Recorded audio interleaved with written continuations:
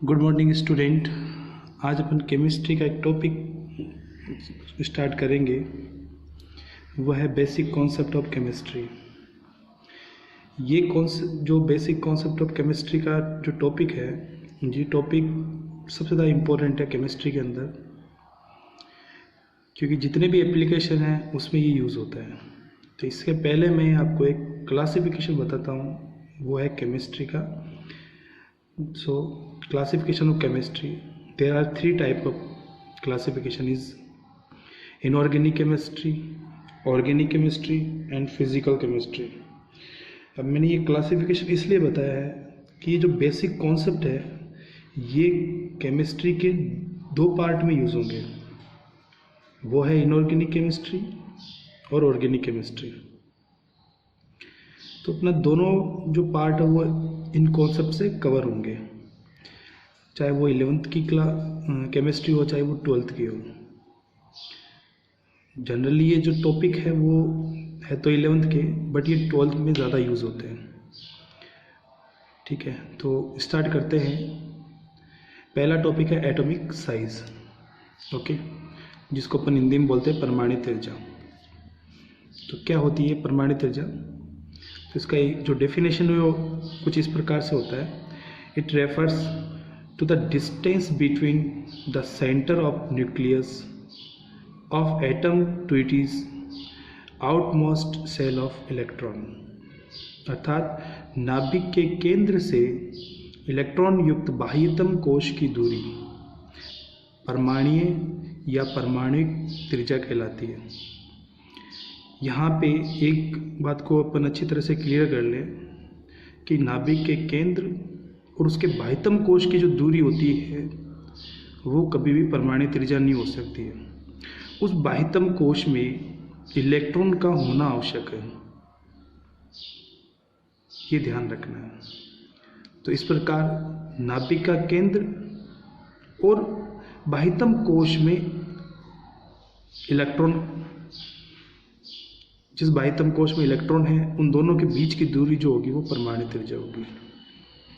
ठीक है, तो इस प्रकार 11th क्लास में अपन ने पढ़ा था कि एटॉमिक साइज जो होती है यानी परमाणु त्रिज्या, वो सीधी ज्ञात नहीं की जा सकती है, जिसके कारण बहुत से हैं। लेकिन अपन को यहाँ पे ये एप्लीकेशन ही पढ़नी है, वो अपन ने 11th में कवर कर चुके हैं। यहाँ अपन को उसके कारण नहीं पढ़ने। तो इसलिए परमाणु जो त्रिज्या है एटॉमिक साइज, वो अपन कुछ परिभाषाएं या कुछ अलग मेथड से निकाल सकते हैं।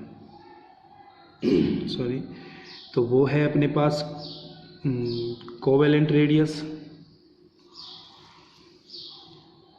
ओके, तो एटॉमिक साइज है, उसके अपन ने क्लासिफिकेशन की है, वो है कोवेलेंट रेडियस मीन्स सहसंयोजक त्रिज्या, वान डर वाल्स रेडियस अर्थात वान डर वाल्स त्रिज्या, मेटेलिक रेडियस धात्विक त्रिज्या, और लास्ट का है आयोनिक रेडियस यानी आयोनिक त्रिज्या। अब यहाँ पे अपन जो पहला टॉपिक है अपना वो स्टार्ट करेंगे, कोवेलेंट रेडियस सहसंयोजक त्रिज्या, जिसका फॉर्मूला होता है R covalent is equal to half into D. यहाँ पर डी क्या है? डी को अपन डिफाइन करेंगे the internuclear distance between two covalently bonded like atoms, अर्थात आबंधित परमाणुओं की अंतरानाभिकीय दूरी, जिसका आधा जो है वो क्या हो जाएगी अपनी सहसंयोजक त्रिज्या। तो इसको कैसे समझेंगे? तो इसके समझने के लिए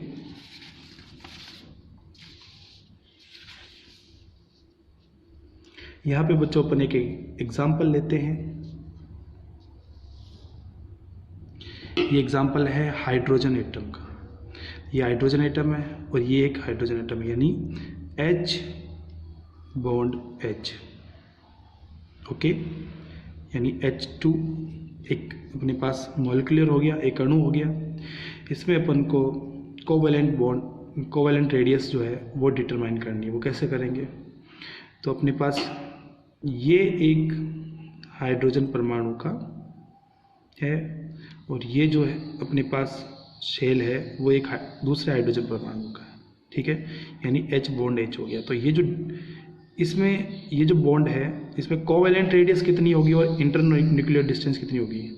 तो यहाँ पे इस एटम का जो न्यूक्लियस होगा और इस एटम के न्यूक्लियस इसके बीच की जो डिस्टेंस होगी वो इंटर न्यूक्लियर डिस्टेंस होगी। तो हाइड्रोजन के लिए कितनी होती है, H2 के लिए 74 पिकोमीटर, ओके, 74 pm।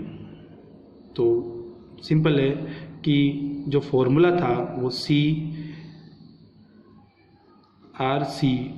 जो था वो अपने पास कितना हो जाएगा, is equal to half D, okay. तो इसका हाफ कितना हो जाएगा अपने पास 37 picometre, okay. So the covalent radius of hydrogen atom is 37 picometre. तो इसी प्रकार से अपने पास कुछ एग्जाम्पल है, जैसे Cl बॉन्ड Cl की जो अंतरानाभिकीय दूरी होगी इंट्रान्यूक्लियर डिस्टेंस वो होगी 198 pm, और उसकी जो सहसंयोजक त्रिज्या होगी यानी कोवैलेंट रेडियस वो होगी 99 पिकोमीटर। इसी प्रकार C बॉन्ड C की जो इंट्रामोलिकुलर न्यूक्लियर डिस्टेंस होगी वो 154 पिकोमीटर होगी, और कोवैलेंट रेडियस की जो कोवैलेंट रेडियस होगी वो होगी 77 पिकोमीटर। किसके लिए, C बॉन्ड C के लिए, ओके। इसके बाद अपने पास एक टॉपिक आता है वो है वान डर वाल्स रेडियस।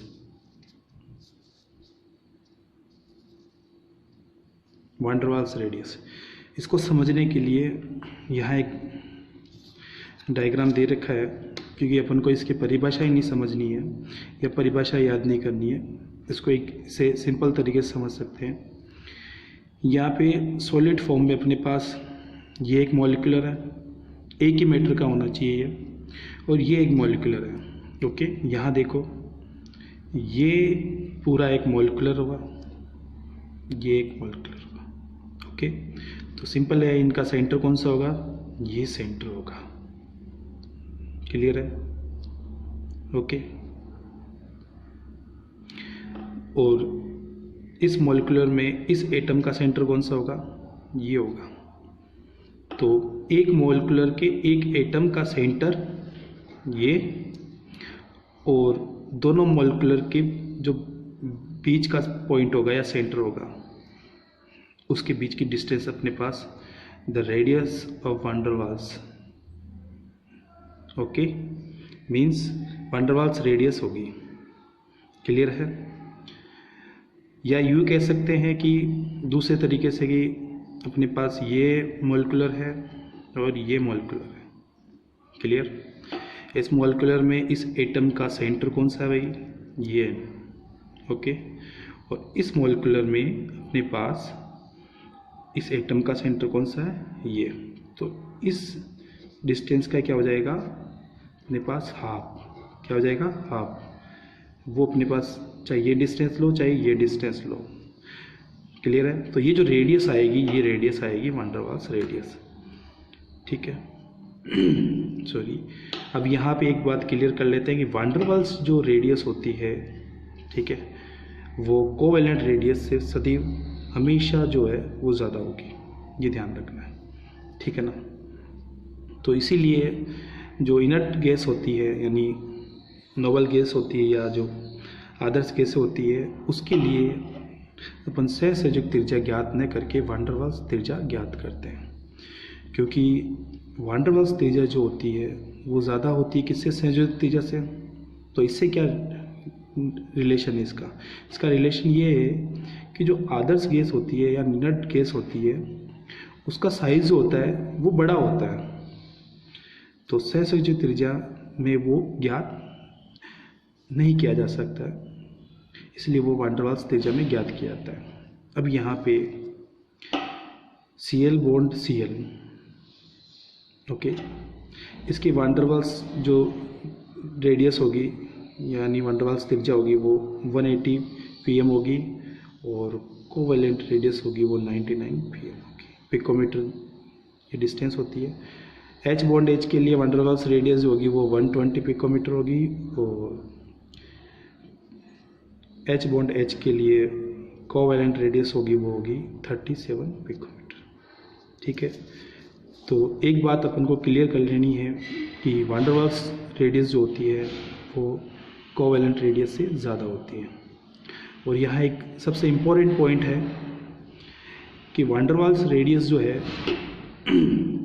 वो इनर्ट गैस या नोबल गैस के लिए ज्ञात तो की जाती है, ठीक है, बट यहाँ पे एक एलिमेंट होता है, वो होता है एक्स ई। यहाँ अपन को नोट करने की ज़रूरत है कि ये जो एलिमेंट होता है वो होता है एक्स ई। ओके, एक्स ई के लिए ये जो एटम है ये कुछ एलिमेंट के साथ रिएक्शन करता है। अब यहाँ ये नोट करने के लिए इसलिए आवश्यक है कि जितना भी अपन कॉन्सेप्ट पढ़ रहे हैं ये सारा का सारा अप्लाइड होता है 12th में। कैसे कि एक्स ई जो है वो कुछ एलिमेंट जैसे ऑक्सीजन हो गया, ठीक है, क्लोरीन हो गया, कुछ एलिमेंट के साथ जो है वो रिएक्शन करके बॉन्ड बनाता है। तो सिंपल है, जब बॉन्ड बनेगा तो इजीली क्या है अपन इसकी कोवैलेंट रेडियस डिटरमाइन कर सकते हैं। तो ये चैप्टर नंबर आता है अपना P block. Okay, P block में अपने ये अपन लास्ट का जो टॉपिक है पी ब्लॉक के अंदर उसमें अपन ये पढ़ते हैं। ठीक है, बाकी जो एलिमेंट है इनर्ट गैस के, अदर्स गैस के, उनकी रेडियस कोवैलेंट रेडियस अपन डिटरमाइन करना मुश्किल है, क्योंकि वो इतने इनर्ट होते हैं, आदर्श होते हैं या अक्रियशील होते हैं कि वो क्रिया नहीं करते हैं किसी तत्व के साथ। बहुत कम एग्जाम्पल इसके उदाहरण अपने पास है। बट एक्स ज़ीनोन जो है वो कुछ एलिमेंट है जिनके साथ रिएक्शन करता है और कोवैलेंट बॉन्ड बनाता है। तो कोवैलेंट बॉन्ड की अपन कोवैलेंट रेडियस डिटरमाइन कर सकते हैं।